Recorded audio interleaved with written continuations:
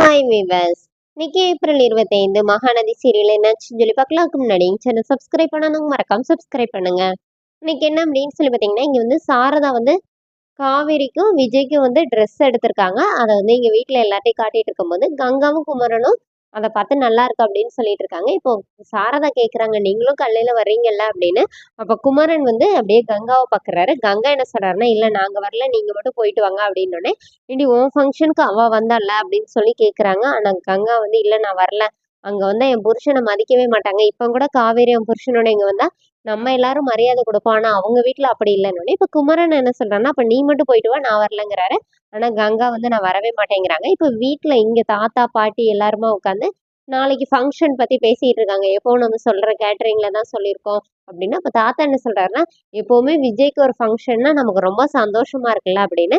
அப்ப அவங்க சித்தி என்ன கேக்குறாங்கன்னா, விஜய்க்கு மட்டும் எல்லாமே பார்த்து பார்த்து செய்றீங்களே, அஜய் ஏன்பா கண்டுக்கவே மாட்டேங்கிறீங்க அப்படின்னு கேட்கும்போது விஜய் என்ன சொல்றாருன்னா, அதான் சித்தப்பா சொல்லிட்டாருல எங்களை யாரும் உள்ள வரக்கூடாதுன்னு.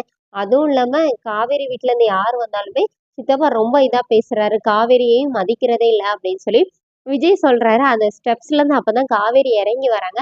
அத காவேரி கேக்குறாங்க, அப்பா நெஞ்சு வலிக்குது, எவ்வளவு பாசம் இருக்கு அப்படின்னு சொல்லிட்டு காவேரி அங்க நின்னு கிண்டல் வர பண்ணி அவங்களுக்கு அவங்களே சொல்லி சிரிச்சுக்கிறாங்க. அதுக்கப்புறமா அவங்க சித்தி கிட்ட வந்து அவங்க தாத்தா வந்து பேசுறாரு.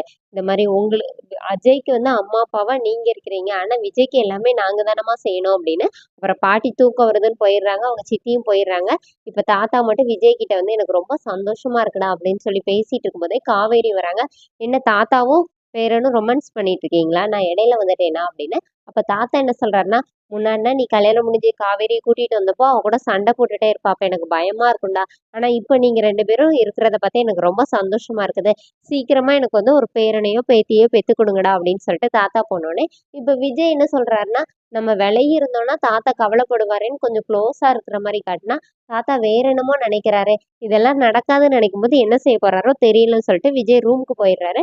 இங்க கங்காவும் குமரனும் பேசிக்கிறாங்க. குமரன் வந்து என்ன இவங்க வீட்டுல லைட் எல்லாம் போடல, இந்த மாதிரி அவங்க பெரிய வசதியானவங்க தானே, நாளைக்கு ஃபங்க்ஷன்ல அப்படிங்கிற மாதிரி கங்கா கிட்ட கேட்டுட்டு இருக்கிறாரு. இங்க என்ன ஆகுதுன்னா, விஜய் வந்து காலையில போடுறதுக்கு ட்ரெஸ் எடுத்து வச்சுட்டு இருக்காரு. பக்கத்துலயே காவேரி உட்கார்ந்துருக்காங்க.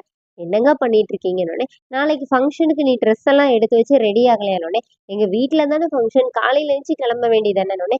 இல்ல இப்பவுமே எல்லாம் எடுத்து ரெடியா வச்சுட்டோம்னா காலையில டென்ஷன் ஃப்ரீயா இருக்கலாம்னோடனே, எங்க அப்ப சுத்தமா டென்ஷன் ஃப்ரீயா இருக்கிறதுக்கு நான் ஒரு ஐடியா சொல்லவா அப்படின்னு காவேரி கேக்குறாங்க. விஜய் என்ன அப்படின்னு கேட்கும்போது, பேசாம இப்பவுமே குளிச்சு ரெடி ஆகி அப்படியே படுத்துட்டீங்கன்னா காலையில ரொம்ப டென்ஷன் ஃப்ரீயா இருக்கலாம்னோடனே, உனக்கு கொழுப்பு அப்படி சொல்லிட்டு, நான் சொல்றது உனக்கு இப்போ புரியாது, ஆனா ஒரு நாள் புரியும் பாரு அப்படின்னு சொல்லிட்டு விஜய் பாட்டுக்கு எல்லாமே எடுத்து வச்சுட்டே இருக்கிறாரு. அப்போ காவேரி சொல்றாங்க, ஆமா என்ன பண்றது, நான் வந்து சும்மா ஒரு நாளைக்கு 100 வாட்டி இது ஃபேக் கல்யாணம் சொல்லுவீங்க, நான் என்னமோ அங்க வந்து இப்போ பொம்மை மாதிரி நிக்கணும் அப்படின்னோடனே, எப்பவுமே விஜய் சொல்லும்போது காவேரி ஃபீல் பண்ணுவாங்க. ஆனா இப்ப காவேரி சொல்ல சொல்ல விஜய் வந்து ஃபீல் பண்றாரு. காவேரி இப்படி சொன்னோடனே அப்படியே அவரோட ஃபேஸே சுருங்கி போயிருது.